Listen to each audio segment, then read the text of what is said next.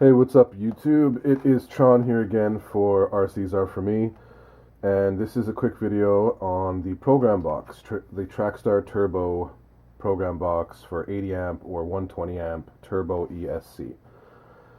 So, I'm making this video because there's another video on this exact same issue that you'll run into if you buy this program box for this ESC setup. And I'm going to walk you through what I did to deal with that issue. The other video, which I will give credit to, shows one method of dealing with this issue. I would not recommend that method. I would assume that that method is for people who are, I don't know, just don't use that method. It's very archaic, and I wouldn't. You could run into damaging everything that you bought here. So, what's going to happen is you'll buy the card. It'll come with a menu tree on the back that essentially means nothing as far as what's in the system. At least I didn't think so. You'll take it out. You have your lead for your ESC. The lead has a little tab on it. I don't know if you can see that from there, but I'll try to show you. There is a little tab on this lead, right on the end here on this side, that sticks out, making it not a perfect rectangle. And the two receptacles in here, I'm going to cover this up for a moment, are rectangular, and you're going to be using the blue receptacle here. And so what I did to make it fit with this little tab is I just simply grabbed a Dremel, and I also grabbed a very small end mill. I don't know if you can see that at all. I'll try to bring it out here so you can see it somewhat, but very small end mill, maybe 63 thou, pretty small, with a 1/8 shank. Threw that in the Dremel and burned out a hole right in the edge there, to make that little tab have a place to fit into on the side to the left. And so then you can do that.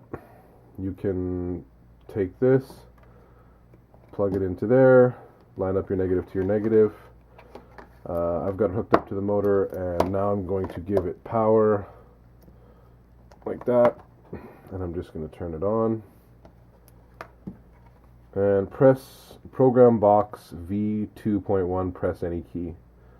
I'm going to press any key. V2 Trackstar waterproof version, just giving me some information. And so I'm going to press something else. Now it's taken me to battery type. Was the first thing it took me to, and like on here, on this thing, I don't think it even showed battery type anywhere. So yeah,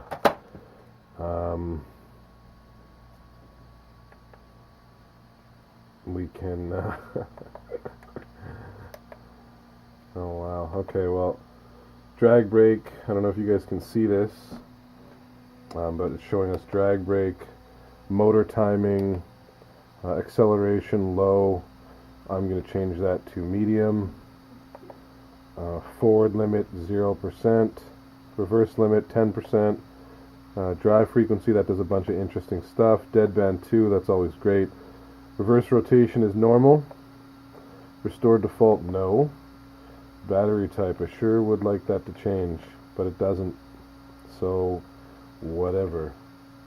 Oh, battery type, NIM or auto detect. I guess we're going to do auto detect. Operation mode, forward only. Forward, reverse. Let's go forward and reverse. Okay, now I'm pretty sure I just like shut this off with my switch here. Unplug this.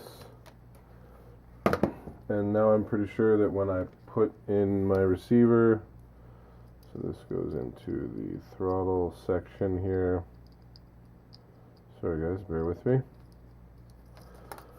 Into the servo, grab the transmitter, blam, turn that on, turn this on. It's going to make some sounds.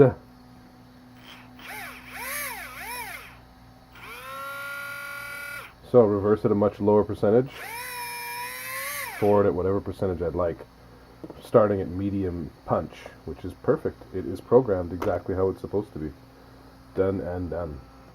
So that was really easy. At least I made it look really easy. So if there are any questions about this program box, obviously get at me in the comments. I will get back to you for sure to try to help you.